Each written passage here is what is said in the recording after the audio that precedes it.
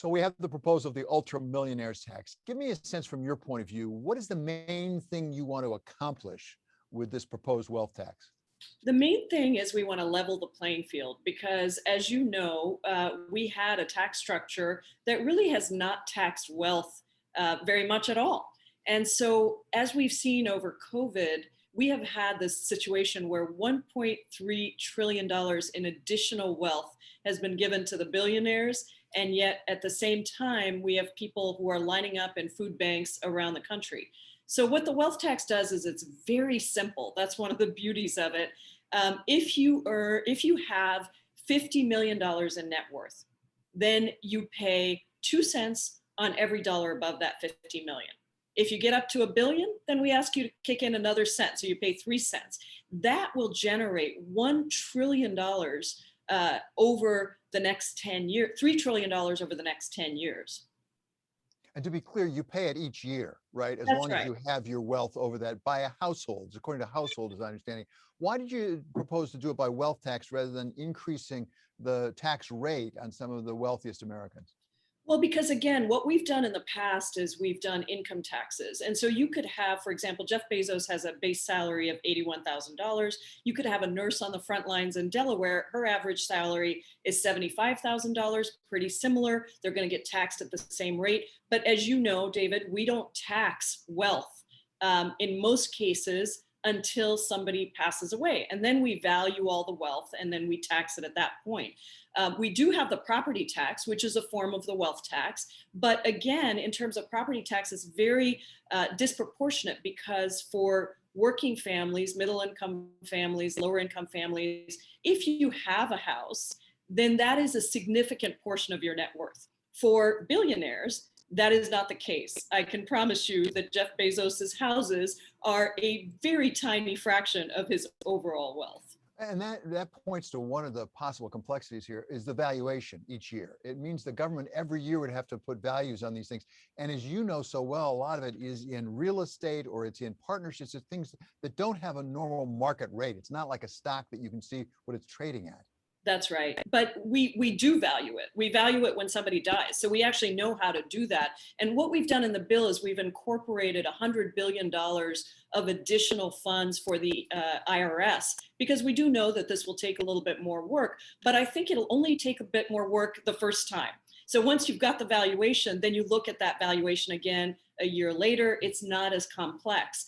And so we're aware of that. That's why we beefed up the IRS in the bill and said, yeah, we know we need to have that kind of mechanism to value. And then we also have to have money for enforcement, because if you're going to put this in place, then you need to be able to enforce it.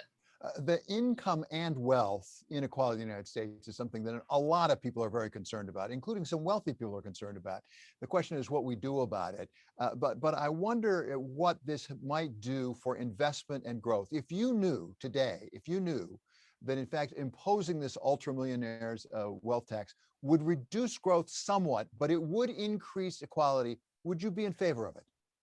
Well, I think that I'm already hearing from a lot of people. I won't give their names, but I come from the state where Bill Gates Sr. was a big proponent of increasing taxes on the wealthiest. And I know that if he were alive today, he would be a big supporter of this, or I believe he would be. But I'm already hearing from people who are in the situation of saying, you know what, I've got way too much wealth and I feel bad about the fact that I keep amassing it. So I'd like to be part of the solution. And I think I would be very willing to pay this, because again, remember, we're talking about 100,000 families. That is it, because this wealth tax would only hit 0.05% of American families. That means that if you're in the 99.95%, David, you wouldn't pay a cent more, according to this proposal. So in the normal course, you'd say that it sounds like politically something very doable, because there are very few people who would be affected. Some of those might not even be opposed to it. But as a practical matter, what are the politics? Is there really support for this, particularly on both sides of the aisle here? It is so supported. It is unbelievably popular across the country, with not just Democrats, not just independents, but also with Republicans. And again, it is this disparity, right? It is looking at these food lines across the country, looking at people that are struggling to pay rent and put food on the table. And at the same time, You've got 46 new billionaires created in the last year and $1.3 trillion in additional wealth to the billionaires that were there before. So I think this is one of those proposals. Frankly, it's like the $15 minimum wage. It is a very popular and populist proposal across the country. You're giving a potential weapon to some Republicans, I'm not saying all, to use the S word, socialism, that this is a form of socialism. What do you say to that? Are you concerned about that possibility at all?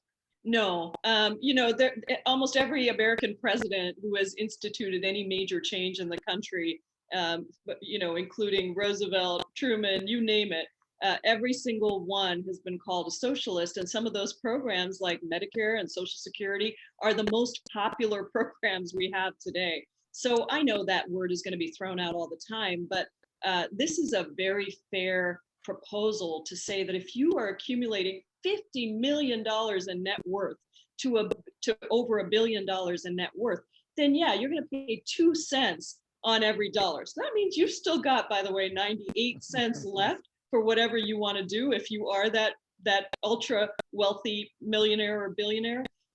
But it means that you're just giving a little bit back to society so that we can get $3 trillion over 10 years. And imagine what we could do with $3 trillion. We could fix our roads and bridges. We could invest in rural broadband. We could invest in childcare. We could invest in healthcare. There are so many things that we could do with that money to really level the playing field on a whole different level.